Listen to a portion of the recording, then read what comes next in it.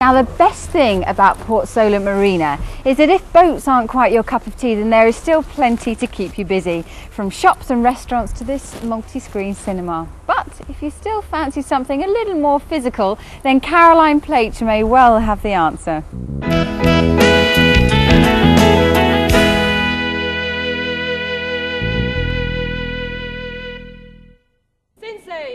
The martial art of Aikido is over 800 years old.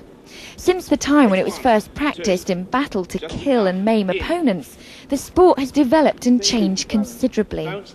These days, Aikido is the martial art with a heart and a mind, which is why Portsmouth's local Aikido organisation decided to bring practising members together from all over the UK.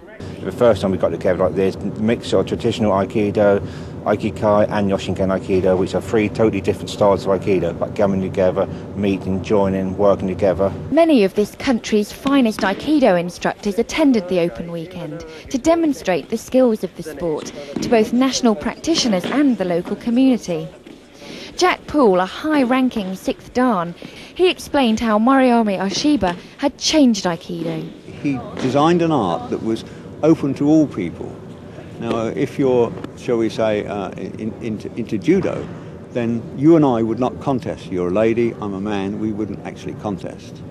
But in Aikido, we're Aikidoka.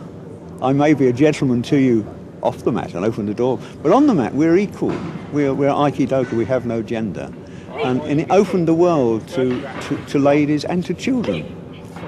If a child could actually stay the age that they were and learn the skill, they could control us just as easily as you can control anybody else. So he made the world equal, and he opened it to the world to create peace and harmony, because you harmonise with your attacker as opposed to actually accepting it as a challenge and fighting back. It's beneath your dignity to fight.